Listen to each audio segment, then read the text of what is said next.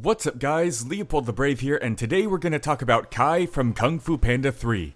Now, all Kung Fu Panda fans know the most fun characters besides Po himself, and Master Oogway, are the villains. Well, most of them. Many fans agree that Kai wasn't quite on the same level as villains like Tai Lung and Lord Shen from the previous movies. And I actually really agree. Even villains from the TV show or the Amazon Prime series like Jin Dao were done a lot better. So in this video, we're going to discuss what they did right with Kai, what they did wrong, and how to fix it. From his design, from his backstory, his motivations, even down to the cinematography of the movie. So, this is why DreamWorks should hire me as a writer. I mean, how to fix Kai in Kung Fu Panda 3.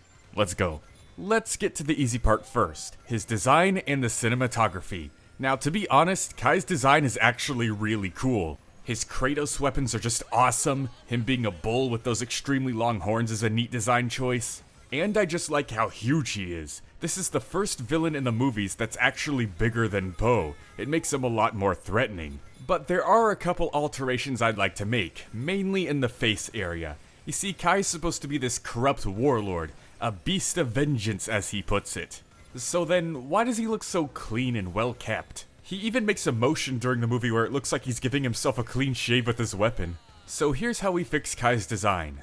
First off, ditch the helmet. He's supposed to be the strongest villain Po's faced so far, yet he's the only one with armor. Plus, he's a bull. Headbutting and charging is supposed to be his specialty. He doesn't need armor for that. Next, don't have him be so hygienic and clean. He's a mad bull. Give him longer and messier hair. Perhaps replace the helmet with some long bangs in the front hanging over his glowing eyes.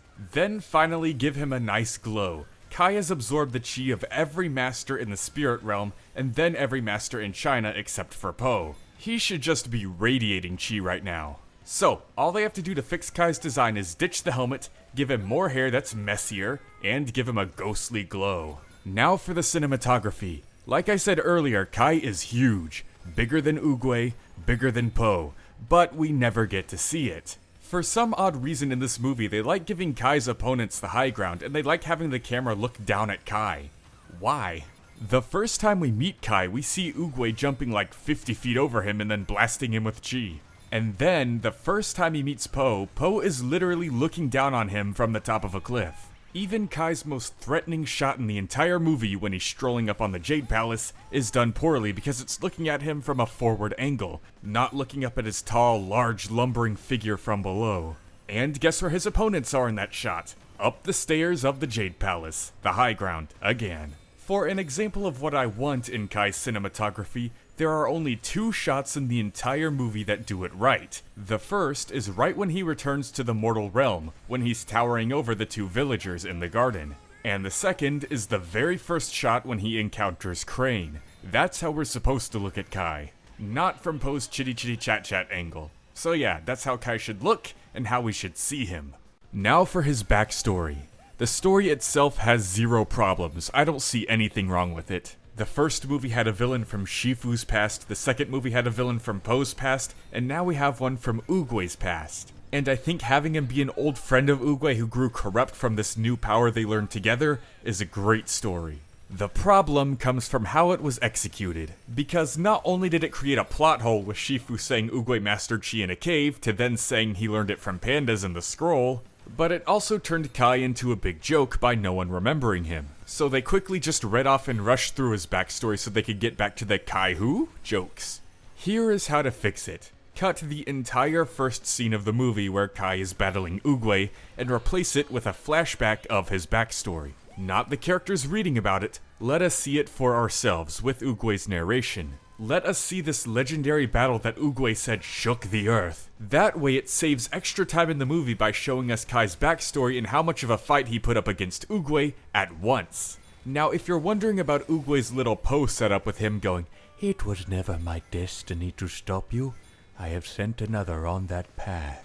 That's not even needed. The whole point of the Dragon Warrior is that there's no destiny behind it. It's just you. No secret ingredient. Stopping Tai Lung had nothing to do with being the Dragon Warrior. It's an ancient prophecy and Tai Lung is like, what, 30, maybe 40 years old? Stopping Lord Shen had nothing to do with being the Dragon Warrior. Shen was redeemable, it was up to him to change his ways, but he chose not to. He chose the path that would lead him to getting defeated by Po. That's the opposite of destiny. But at the beginning of Kung Fu Panda 3, with Oogway's quote there, they basically tell us that Po's gonna win no matter what just because he's the Dragon Warrior. So yeah, they have to fix that by replacing the whole beginning scene of the movie with a flashback of Kai's backstory. And with that, they can completely rewrite the idea of nobody knowing him. How about everyone did know the story of Kai, but they just kinda forgot or didn't care because they didn't think he'd ever return? It would also add a more intense and greater sense of urgency to the story, instead of Kai just strolling up with his Jade zombies saying, "Hey guys, I'm coming over to the Jade Palace soon." They could over time just receive a bunch of mysterious letters saying, "This person's missing, that person's missing, someone who looks like this came and took this master." And they could put 2 and 2 together, realize it's Kai, and then kick into high gear with post-chi training. With the extra time they'd have from showing Kai's backstory and how strong he is against Oogway at once, they could more than pull this off, and easily explain how Kai returned to the mortal realm with a single line. Shifu goes, "How have you returned?" That's my Shifu voice. And then Kai replies, "Oogway was enough for it," while pulling out Oogway's chi medallion from his messier hair, revealing that he had finally defeated Oogway as well, before fighting and taking on the Furious Five. It's just such a better setup and I can see it in my head. That's how Kai's backstory should have been done. And now for the grand finale, let's get to Kai himself, his personality, his motivations, who he is. When it comes to Kai's personality, I think we can all agree that he has none. He's just, "Ha ha ha ha, I am villain. I do the evil things. You are no match for me." That is Kai, and no one likes it. But believe it or not, we don't have to replace anything to fix that.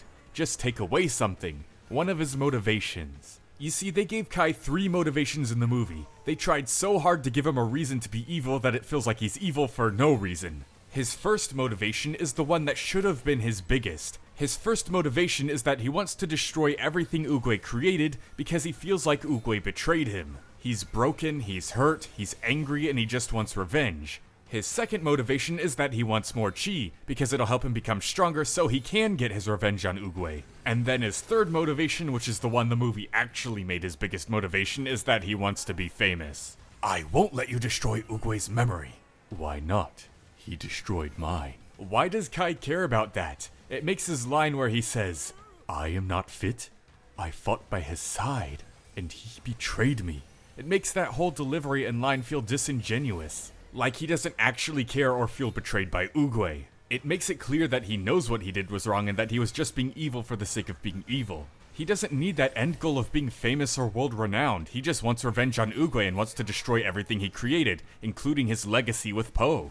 Kai failing at being famous and everyone just asking who makes him look pathetic and makes him look like a joke. Villains in Kung Fu Panda may have had comedic moments before, but none of them have been the joke. Their comedy is brought out by banter with Po or dialogue with their dim-witted minions. It never just happens to themselves.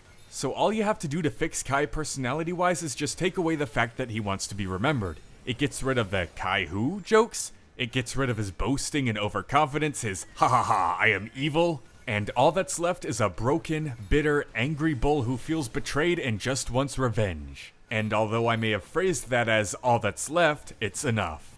So, let me know in the comments what you guys think. Did I fix Kai? I mean, after all, he is the Beast of Vengeance, and DreamWorks should have made him act like it. See you guys next time. LeopoldTheBrave, out.